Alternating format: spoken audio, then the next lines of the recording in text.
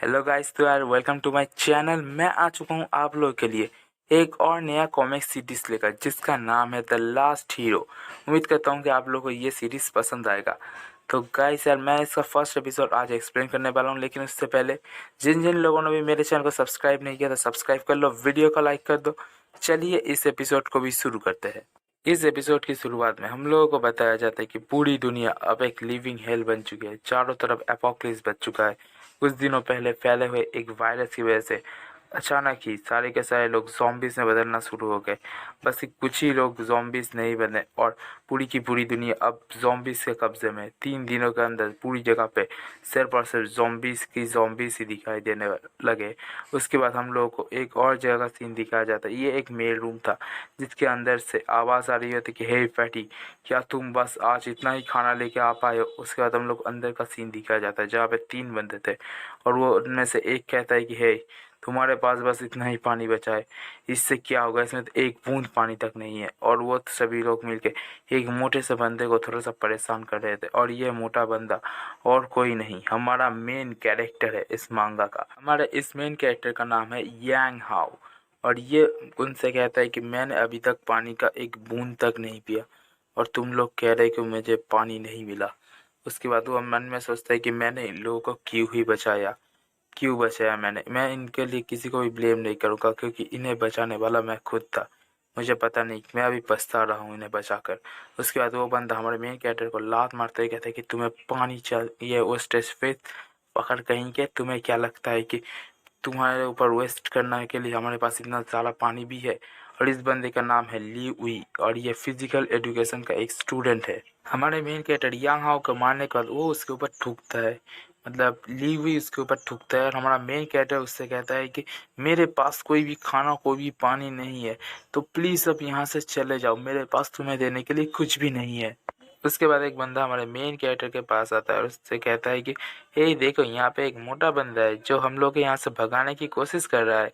उसके बाद ली हुई से कहता है कि हे ली, जरा देखो ये पिक्चर हमारी प्रोफेसर मिस काजिन की नहीं है। और इस बात को सुनने के बाद हमारा मेन कैरेक्टर भी थोड़ा सा गुस्सा हो जाता है। उसके बाद वो कहता है कि मिस काजिन कितनी ज़्यादा हॉट और सेक्सी है, क्या तुम्हें लगता है कि तुम इसे डिजर्व भी करते हो फैटी। और मैं इस पिक्चर को पिछले कुछ दिनों से अपने पॉकेट में रख रहा था, सच में मेरा पॉकेट तो फट ही जाएगा। उसके बाद हमारा मेन कैरेक्टर गुस्से में चिल्लाते हुए कहता है कि तुम कमीने कहीं के, मेरा पिक्चर मुझे वापस दे दो। उसके बाद एक और बंदा हमारे मेन कैरेक्टर के मुंह में लात मारते हुए कहता है कि तुम जरा अपने आप को देखो, तुम्हें क्या लगता है कि तुम इस हॉटी काजिन को डिजर्व भी करते हो। हाँ।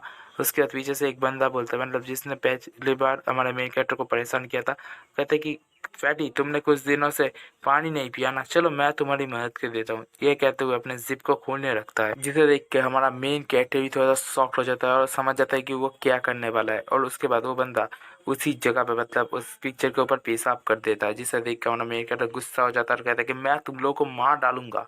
लेकिन उसके बाद ली हुई हमारे मेन कैरेक्टर के मुंह में एक जोरदार लात मारता है। उसके बाद उससे कहता है कि अगर तुम्हें किसी को मारना है तो जाओ बाहर, जाए किसी ज़ॉम्बी को मारो, यहाँ पे खड़े रह के टाइम वेस्ट करना बंद करो। क्या कि उसे बाहर फेंक देते हैं। हमारा मेन कैरेक्टर मन में सोचता है कि एक दिन तुम इस चीज़ के लिए ज़रूर पछताओगे। उसके बाद अंदर से आवाज़ आती है कि हे, हम लोगों ने उसे बाहर फेंक दिया, क्या ये ठीक होगा, वो मन भर ना जाए। उसके बाद एक और बंदा कहता है कि अभी एपोक्लिप्स का टाइम है, पूरी दुनिया तबाह होने वाला है, वो मर जाएगा तो क्या ही होगा, हमारे चीज़ों को जो वेस्टेज से बचाएगा। और कहते हुए ज़ोर ज़ोर से हंसने लग जाता है और हमारा मेन कैरेक्टर बहुत ही ज़्यादा गुस्सा हो रहा होता है। हमारा मेन कैरेक्टर सोचता है कि अगर एपोक्लिप्स ना आया होता तो अभी भी मैं एक जगह पे काम ही कर रहा होता। और उसके बाद वो थोड़ा सा बेहोश हो जाता है। उसके बाद उसे एक आवाज़ आती है एक लड़की की, जो उससे कहता है कि हे फैटी, क्या तुम सो गए, अब नींद से उठ जाओ। उसके बाद हमारा मेन कैरेक्टर अपने आँख खोलता है, सामने एक लड़की थी और वो उससे कहती है कि जल्द से जल्द अपना काम कंप्लीट करो, 5 मिनट का अगर यह कंप्लीट नहीं हुआ तो फिर मैं तुम्हारी सैलरी से 300 रुपये काट लूँगी।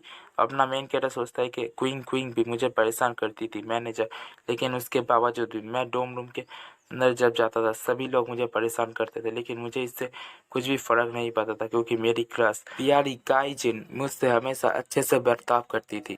मिस गाइजिंग हमारा मेन कैरेक्टर यहाँ से कहते हैं कि आप हमेशा इंस्टेंट नूडल नहीं खा सकते, वो आपकी हेल्थ के लिए भी बुरा है। मैंने आज कुछ ज़्यादा ही नूडल्स बना लिए थे, तो आप पहले आज इसे खा लीजिए।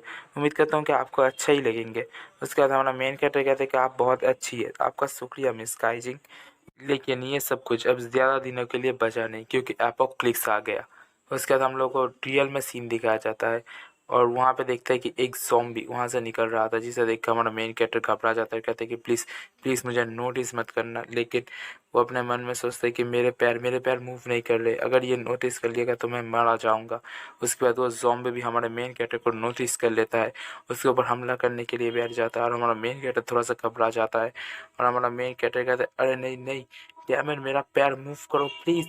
उसके बाद कहते कि नहीं, आज मैं मर नहीं सकता यहाँ पर, मुझे मरना नहीं है। और वो साइड की तरफ देखता है, वहाँ पे एक झाड़ू था, और उस झाड़ू को ही हमारा मेन कैरेक्टर पकड़ता है। कहता है कि मेरे पास अब और कोई रास्ता नहीं है, प्लीज़ मेरा साथ देना। और कहते हुए उस झाड़ू को लेके उस ज़ॉम्बी के सिर को फोड़ देता है, और सिर को फोड़ने के बाद उसके सिर से कुछ लाइट जैसा निकलता है, जिसे देख कर हमारा मेन कैरेक्टर हैरान हो जाता है। कहता है कि क्या ये लाइट क्या चीज़ है। उसके बाद वहाँ पे एक सिस्टम आ जाता है, और कहता है कॉन्ग्रेचुलेसन, आपने एक सिस्टम को होल्ड किया है। उसके बाद हमारे मेन कैरेक्टर का स्टेटस विंडो भी आ जाता है कि उसके पास क्या क्या चीज़ है, और हमारा मेन कैरेक्टर कहता है क्या एक सिस्टम। और वो काफ़ी ज़्यादा खुश हो जाता है, क्या बात है, मेरे पास भी अब एक सिस्टम आ गया, गॉड तो मेरे साथ है। अभी हमारा मेन कैरेक्टर अच्छे से खुश हो भी नहीं पाता, तो पीछे से एक और ज़ॉम्बी निकल आता है, और हमारे मेन कैरेक्टर के पीछे लग जाता है, और हमारा मेन कैरेक्टर वहाँ से भागने लग जाता है। और भागते हुए कहता है कि क्या मैं बिल्कुल भी थक नहीं रहा हूँ, क्या ये इस सिस्टम की, और मैं इस जो लाइट को अब्जॉर्ब कर रहा हूँ, क्या इसकी वजह से मैं बिल्कुल भी नहीं थक रहा हूँ अभी। उसके बाद हमारा मेन कैरेक्टर मन में सोचता है कि हाँ, मैं अब स्ट्रांग बन रहा हूँ, इन ऑब्जर्व करने की वजह से, इन जो लाइट बॉल्स है इन्हें मैं ऑब्जर्व कर रहा हूँ। मेरे ख्याल से ये कोई गेम की जैसा होगा, जिसके पावर से मैं इन लाइट बॉल्स को ऑब्जर्व करते हुए अपनी ताकत को बना रहा हूँ। अगर ऐसा ही चलता रहा तो मैं इन सारे के सारे लाइट्स को ऑब्जर्व करते हुए धीरे धीरे करके काफ़ी ज़्यादा स्ट्रांग बन जाऊंगी। ये चीज़ें मुझे स्ट्रांग बना देगी। लेकिन उसके बाद पीछे से बहुत ज़्यादा आवाज़ आता है। जैसे हमारा मेन कैरेक्टर पीछे देखता है, तो पीछे बहुत सारे ज़ॉम्बीज़ हमारे मेन कैरेक्टर के पीछे पड़ जाते हैं, जिसे देखते हुए हमारा मेन कैरेक्टर कहता है, अरे नहीं, मेरे पीछे तो बहुत सारे ज़ॉम्बीज़ पड़ चुके हैं, मुझे जल्द से जल्द कोई छुपने की जगह खोजना होगा। और वो जगह पे जाते हुए कहते हैं कि आखिर मैंने इन्हें कैसे अपनी तरफ अट्रैक्ट कर लिया। अच्छा हुआ कि ये ज़ॉम्बीज़ उतने भी ज़्यादा कुछ स्मार्ट नहीं है। उसके बाद हमारा मेन कैरेक्टर उस दरवाजे के अंदर आ जाता है, और दरवाजे को लॉक कर देता है, और कहता है कि अच्छा हुआ कि मुझे एक कन्वीनियंस स्टोर मिल गया छुपने के लिए। सच में वरना मैं बहुत बड़ी मुसीबत में पड़ जाता। लेकिन अचानक से उससे पीछे से आवाज़ आता है, और हमारा मेन कैरेक्टर देखता है कि पीछे पीछे अगर कौन है, और पीछे एक ज़ॉम्बी होता है जिसकी हालत काफ़ी ज़्यादा ख़राब था। और जिसे देखते हुए हमारा मेन कैरेक्टर कहता है कि लगता है कि ये इस स्टोर की ओनर होगी, प्लीज़ मुझे माफ़ कर देना। कहते हुए एक हाथ में एक कुर्सी को उठाता है, और उसी से उसे मारते हुए कहता है कि प्लीज़ मुझे माफ़ कर देना, लेकिन मुझे सरवाइव करना है, और आप ऑलरेडी मर चुकी है, और आप एक ज़ॉम्बी बन चुकी है, तो प्लीज़ मुझे माफ़ कर दीजिएगा आपको मारने के लिए। और ये कहते उसे मार देता है। उसे मारने के बाद सिस्टम से उसे एक गिफ्ट कार्ड जैसा कुछ मिलता है, जिसे देखते हमारा मेन कैरेक्टर काफ़ी ज़्यादा हैरान हो जाता है, और वो कहता है इस ज़ॉम्बी को मारने के बाद मुझे तो एजिलिटी और स्ट्रेंथ के साथ साथ एक गिफ्ट ही मिला है। सच में ये ज़ॉम्बी तो काफ़ी ज़्यादा अच्छा ज़ॉम्बी था कि मरते हुए भी मुझे एक गिफ्ट दे के गया। जैसे ही हमारा मेन कैरेक्टर उस गिफ्ट को ओपन करता है, तो उसे एक बूस्टर पील मिलता है, जिसके सहायता से हमारा मेन कैरेक्टर अपने स्ट्रेंथ को 2 गुना तक और ड्यूरेबिलिटी को भी बढ़ा सकता है। जिसे देखते हुए हमारा मेन कैरेक्टर काफ़ी ज़्यादा शॉक्ड हो जाता है, और कहता है कि क्या सच में ये ड्यूरेबिलिटी पिल अब मेरे हाथ में है। इस दरवाजे के बाहर से बहुत सारी आवाज़ें आने लगती है, जिसे देखते हुए हमारा मेन कैरेक्टर शॉक्ड हो जाता है, और मन में सोचते कि नहीं, कम ऑन, अब मैं इस स्टोर के अंदर ही फंस गया, अब मैं क्या करूं। उसके बाद मेन कैरेक्टर सोचता है कि नहीं नहीं नहीं, अपने आप को शांत करो, मैं इतने अनलकी नहीं हो सकता, मेरे पास एक चीट है, तो मैं कुछ ना कुछ तो कर ही सकता हूँ। सबसे पहले मुझे पानी और खाना ढूंढना चाहिए, क्योंकि खाना और पानी के बगैर मैं कुछ ज़्यादा दिनों तक जिंदा नहीं रह सकता। और कुछ बिस्कुट और कुछ ऐसे ही ख़राब ना होने वाले खाने को भी ले लेते हैं। उसके बाद खाना लेते हैं, तो उसे एक पिकैक्स मिल जाता है, जिसे देखते हुए हमारा मेन कैरेक्टर काफ़ी ज़्यादा खुश हो जाता है, और कहता है कि चलो, अब मेरे पास एक हथियार है, तो मुझे अब उतना ज़्यादा भी डरने की ज़रूरत नहीं है। लेकिन पीछे से अचानक से दीवार टूटता है, और वहाँ से 3-4 ज़ॉम्बीज़ आ जाते हैं, जिसे देखते हुए हमारा मेन कैरेक्टर थोड़ा-सा हैरान हो जाता है। हमारा मेन कैरेक्टर पिकैक्स को हाथ में लेते हुए कहता है कि लगता है कि तुम लोग को जीने की अब इच्छा नहीं है, तो मरो सालो कमीनों। और उसके ऊपर उस पिकैक्स से ही हमला कर देता है।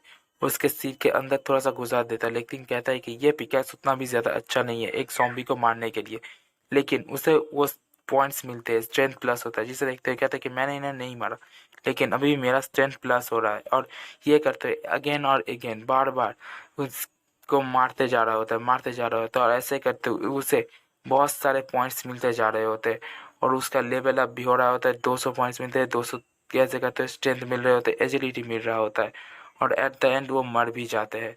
उसके बाद हमारा मेन कैरेक्टर काफ़ी ज़्यादा खुश होता है, और खुश होते हुए कहता है ज़ॉम्बीज़ को बार-बार करके मार के अपने स्टेट पॉइंट को बढ़ा तो सकता हूँ, लेकिन उन्हें एक बार मारने पर ही मुझे ज़्यादा फ़ायदा होगा।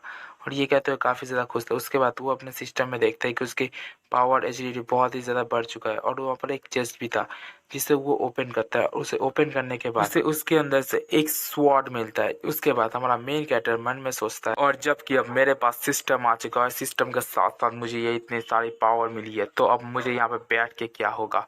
और मैं उम्मीद करता हूँ कि वो बस्टर्स अभी जिंदा हो, उन्हें इनका भुगतान करना पड़ेगा, जो उन्होंने मुझे डराया धमकाया और गाजिन की फ़ोटो का मजाक उड़ाया, उसे बर्बाद किया।